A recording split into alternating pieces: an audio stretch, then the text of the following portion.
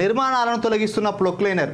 కాలువలపై అక్రమ నిర్మాణాల తొలగింపు. మందమరి మార్కెట్లో మురుగు కాలువలపై చేపట్టిన అక్రమ నిర్మాణాలపైన పురపాలిక అధికారులు చర్యలు శ్రీకారం చుట్టారు.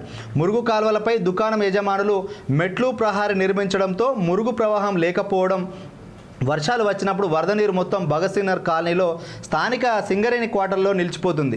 దీనితో స్థానికులు పురపాలిక అధికారులకు ఫిర్యాదు చేశారు. పుర కమిషనర్ వెంకటేశ్వర్లు ఆధ్వర్యంలో సోమవారం 2 దుకాణాలకు సంబంధించిన మెట్లను సిబ్బంది తొలగించారు. దీంతో కొందరు పుర సిబ్బందితో వాగ్వాదానికి దిగారు.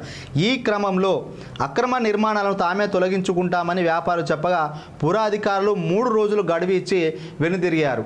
సో ఈ విధంగా మందమరిలోనట కాలువలను కబ్జా చేసి అక్రమ నిర్మాణాలు చేపట్టిన ఇంకో ఇక్కడ నిర్మాణాలు కనిపిస్తున్నాయి. ఇక్కడ నుంచి వీటిని అంతా ఈ అక్రమ నిర్మాణాన్ని రోడ్డు కూడా చాలా ఇరుకుగా ఉన్నది. ఇక్కడ ఇంకో ఈ కాలువలను ఇట్లా కబ్జా చేసుకొని జరిపి కట్టిలని ఇక్కడ వార్త. దీనివల్ల వర్షం వచ్చినప్పుడు కాలువలు లేకపోతే ఏమవుతుంది, ఆ ఫ్లో వచ్చిన నీళ్లు ఇండ్లలోకి పోతే ఇండ్లల్లో మోకాల లోతులోకి నీళ్ళు వస్తాయి. కాబట్టి సరైన కాలువలు డ్రైనేజీ వ్యవస్థ ఉండాలంటే ఎవరైనా కట్టుకునేటోళ్ళు నిజంగా ఈ మందమరి భూములన్నీ ఇవన్నీ ఫ్రీ భూములు, సింగరేణి భూములు చాలామంది అప్పుడు కట్టుకున్నారు. మీరేం లక్షలు పోసి కొనుక్కోలేదు కదా, కొంత సెట్ బ్యాక్ వదిలేసుకొని కాలువ ప్లేస్లో కాలువ ఉండాలి. కానీ కాలువను జరిపి అత్తా కట్టుకుంటా అటోలు కట్టుకున్నారు అని ఇరికిరికి రోడ్లు అయితే రేపు అంబులెన్స్ రాదు, ఫైర్ ఇంజన్ రాదు, ఎవరికన్నా ఇబ్బంది ఉంటే ఏది రాదు. కాబట్టి కొంత రోడ్డు అనేది విస్తీర్ణంగా ఉండాలి. అదేవిధంగా కాలువలు ఉండాలి. కాలువలు లేకపోతే ఏమవుతుంది, వర్షాకాలం మొత్తం వరద నీళ్ళు అంతా ఇంట్లోకి వస్తుంది.